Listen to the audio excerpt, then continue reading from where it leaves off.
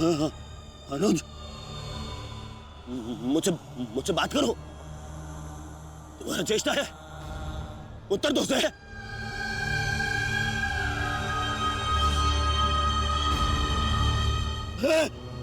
अनुज,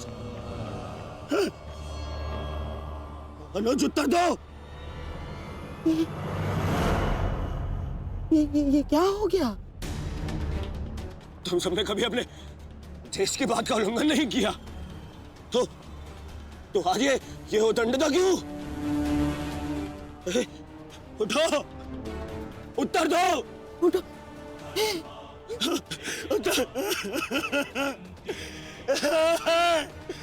बात करो मुझसे।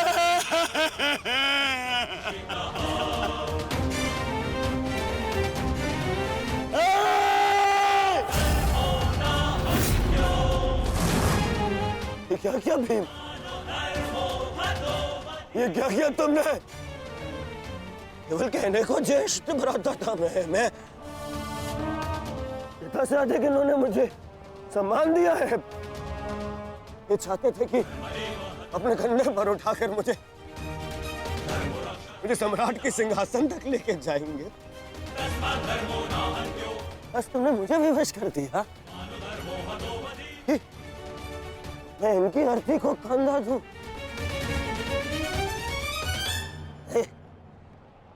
तुमने उचित नहीं किया है भीम, उचित नहीं किया। मैं छोड़ूंगा नहीं तुम्हें, उधर मैं नहीं छोड़ूंगा।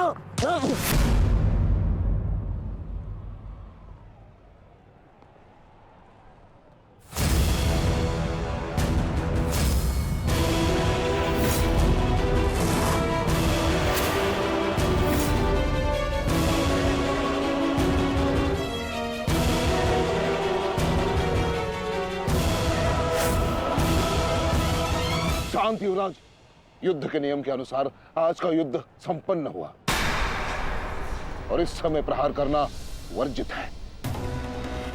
और प्रतिकार करना नहीं आचार्य, प्रतिकार नहीं।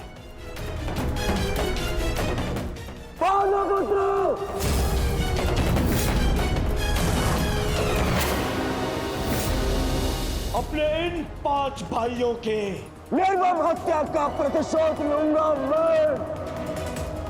किसी एक को भी जीवित नहीं छोड़ूंगा मैं। ये मेरा वचन है।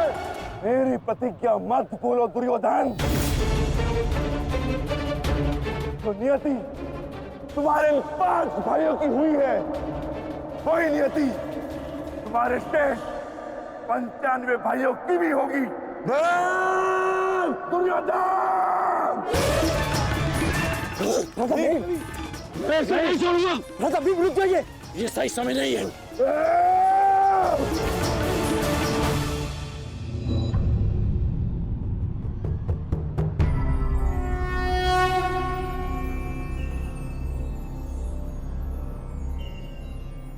श्रेष्ठ यही होगा कि दोनों पक्ष अपने नियमों को स्मरण रखें। सूर्यास्त्र हो चुका है और उसके साथ ये युद्ध भी समाप्त हो चुका है। आप दोनों अपनी भावनाओं को कल के लिए शेष रखें और वही उचित रहेगा।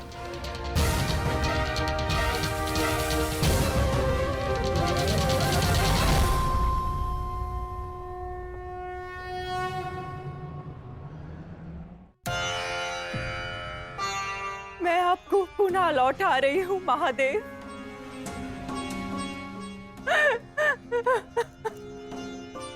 आपने मुझे 100 पुत्रों को आशीर्वाद दिया था और आज मुझे उन्हीं पुत्रों की मृत्यु का दुख भी दे रहे हैं।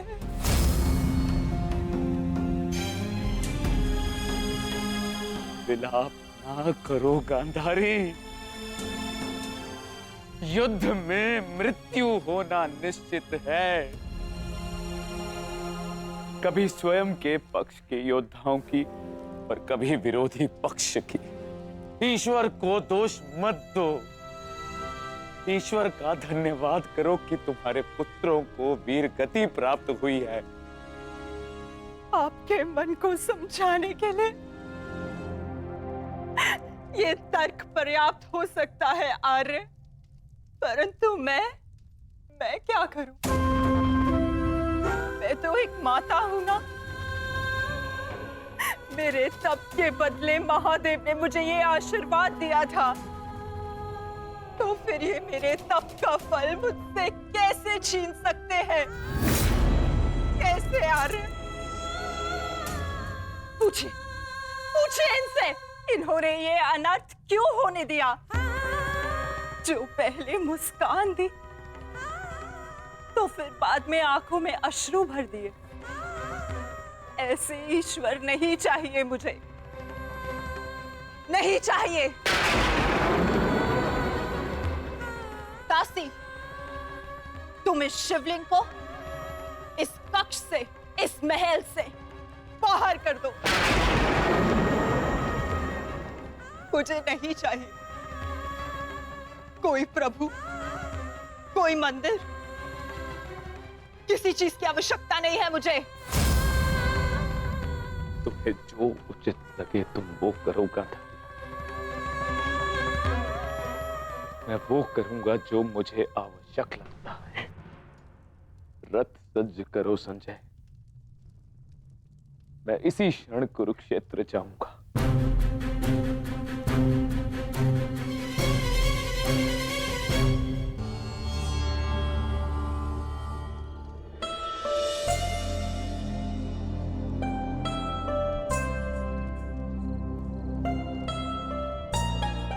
पुत्र,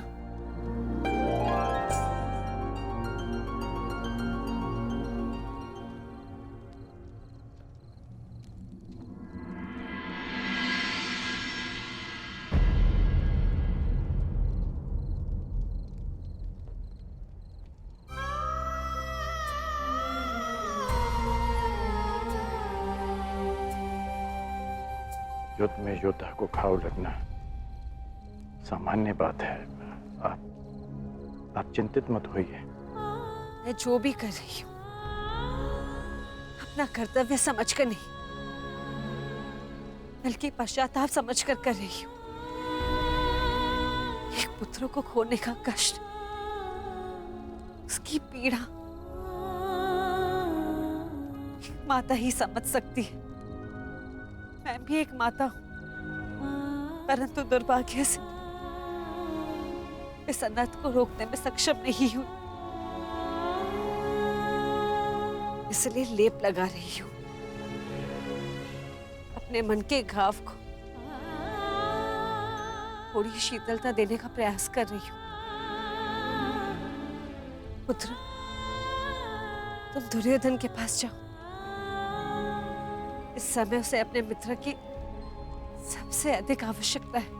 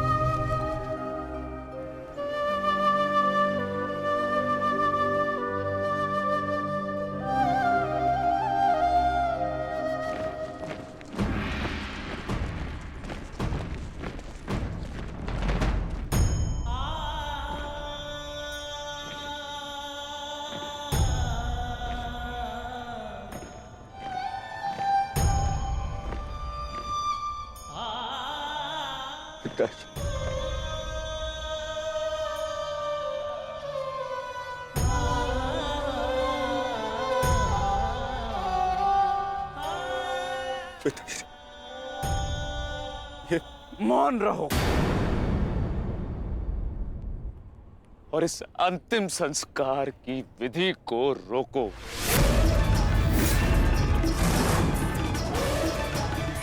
मेरे पुत्रों का अंतिम संस्कार नहीं होगा।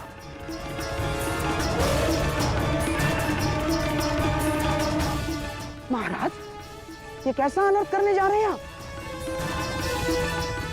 देखिए, इस संसार में आने वाले का और इस संसार से जाने वाले का संस्कार अत्यावश्यक होता है, अन्यथा इनकी आत्माओं को कैसे मुक्ति मिलेगी?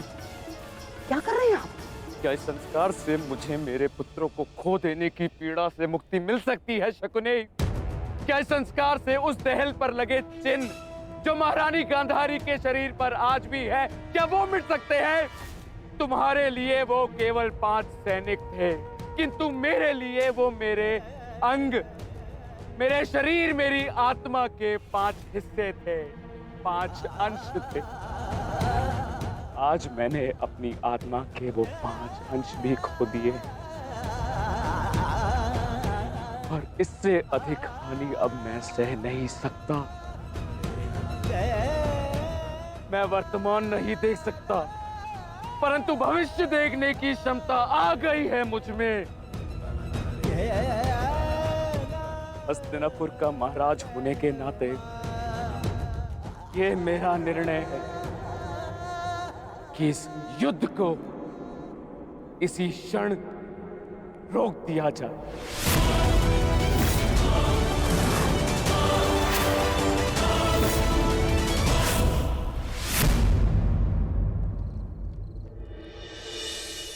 पिताश्री,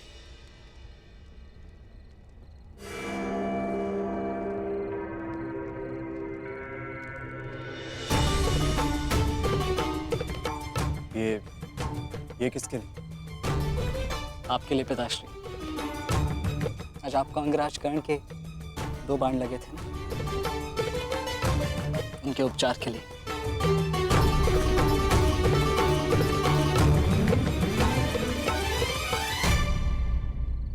मुझसे अधिक घाव तो तुम्हें लगे हैं पुत्र। मैंने सुना तुम्हारे और दुर्योधन के मध्य हुए द्वंद्व के विषय में।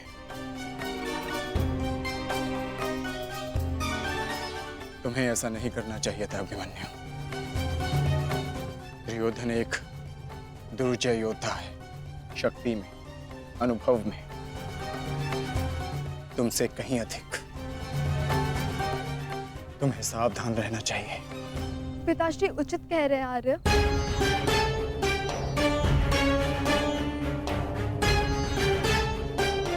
किंतु एक योद्धा के लिए यह विचार सुनना और स्वीकार करना दोनों ही अनुचित है। और छिपकर 2 योद्धाओं की बातें सुनना भी अनुचित है उत्तरा। इसलिए यहां आओ।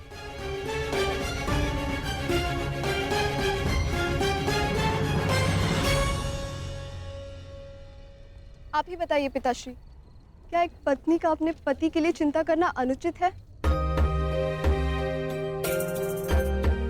आप कहते हैं तो ये मान जाते हैं, और मैं कहूं तो ये मुझ पे बरस पड़ते हैं।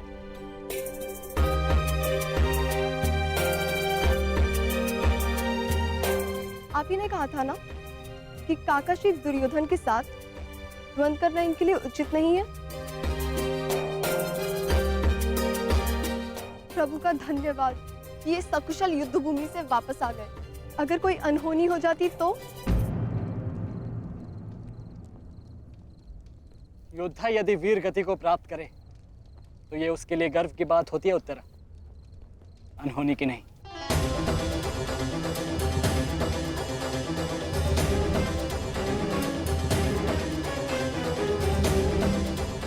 मुझे तुम्हारे साहस और कौशल पर गर्व है पुत्र, परंतु उत्तरा का कहना भी अनुचित नहीं है।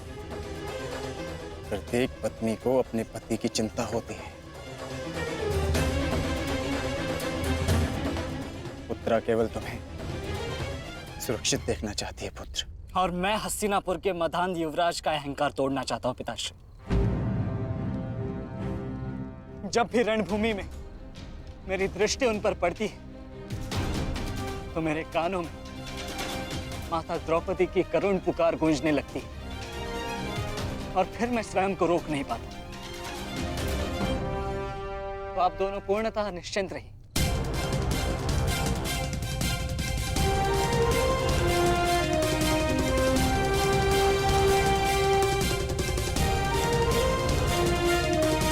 क्योंकि मेरी सुरक्षा के लिए माता यज्ञसेनी का आशीर्वाद है मेरे साथ।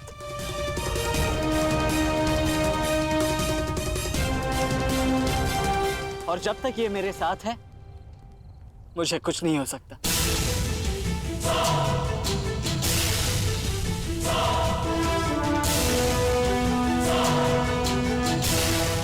आपके तेज के अंश का प्रहार और माता के आशीष की ढाल जब तक मेरे साथ है, मैं काका श्री दुर्योधन के समस्त कौरव सेना का सामना अकेले करने में सक्षम हूं। मुझे उन पांडवों से अब विजय नहीं चाहिए। अब मुझे उनसे अपने इन भ्राताओं के मृत्यु का प्रतिशोध चाहिए।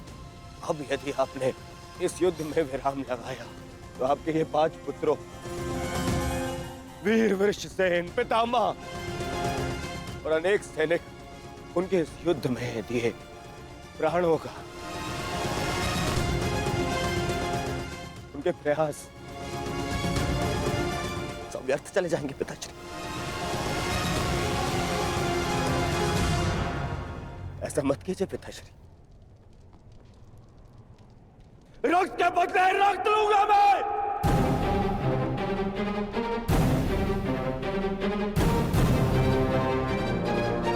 आपने अपने पुत्र को है, वो पांडव अपने पुत्र को के और हम मुझे पाएंगे पिताश्री। मूर्खतापूर्ण बातें मत करो दुर्योधन। पितामह और अपने भाइयों के परिणाम से आने वाले भयानक भविष्य के संकेत को समझो। तुम्हारे होते हुए, गुरु द्रोण के होते हुए, कर्ण के होते हुए मेरे 5 पुत्रों को निर्दयता से मार दिया गया। पुत्रों को खोकर मैंने युद्ध जीत भी लिया, तो भी ये पिता हारा हुआ ही कहलाएगा पुत्र। अब और विनाश मैं नहीं सह सकता। मैं कल ही कुरुक्षेत्र जाकर पांडवों से संधि की याचना करूंगा।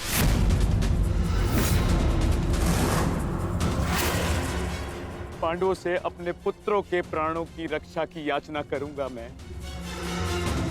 क्योंकि केवल यही एक मार्ग शेष है। मुझे इस युद्ध भूमि, इस युद्ध से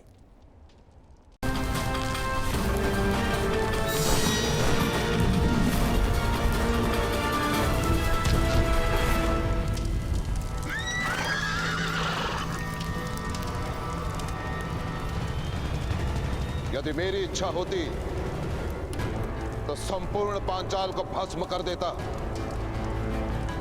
परंतु मेरी आशाएं कुछ और हैं। इसलिए यदि जीवित रहना चाहते हो तो पांचाल लौट जाओ, अन्यथा कुरु राज्य के सीमा के भीतर तुम सबके प्राण हस्तिनापुर के सैनिकों के हाथों में होंगे।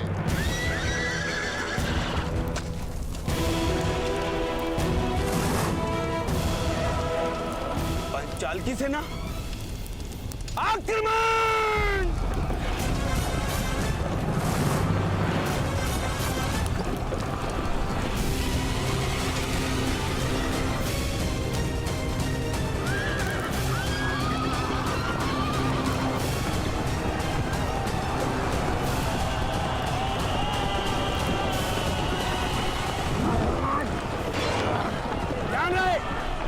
हस्तिनापुर की सीमा में प्रवेश न करने पाए।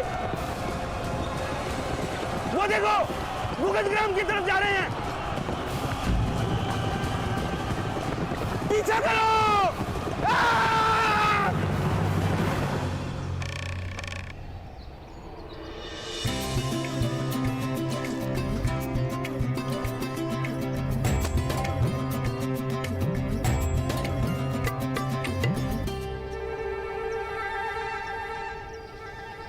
यदि मेरे रक्षा हेतु ये अनुष्ठान है माता, तो मुझे ये फल खाने की आज्ञा होनी चाहिए।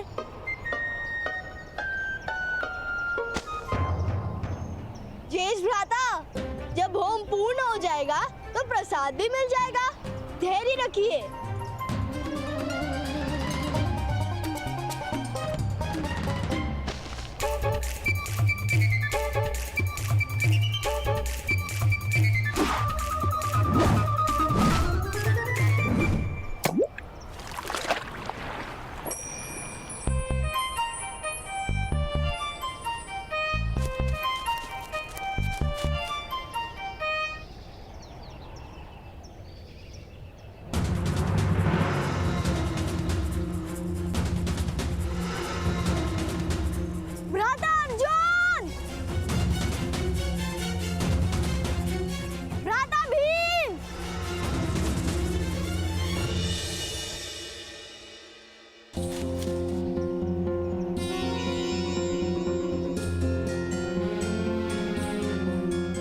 गेंद।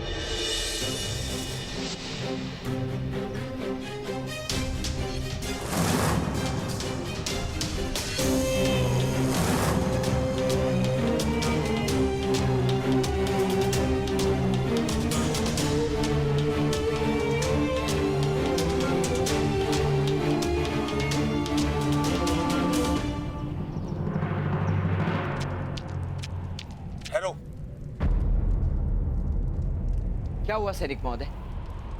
पांचाल के सैनिक कहाँ गए? पांचाल के सैनिक भुगत ग्राम के अंदर घुसे हुए हैं और यही नहीं, पांचाल के सैनिकों ने भुगत ग्राम की प्रजा को अपना बंदी बना लिया है। यदि हमने अंदर प्रवेश किया तो उनके प्राण संकट में आ सकते हैं। यदि आप यहीं ठहरे रहेंगे तो उनके प्राणों पर और अधिक संकट आ सकता है। चलिए। परंतु हमें अंदर जाने के आदेश नहीं है और मैं आदेश की प्रतीक्षा नहीं कर सकता।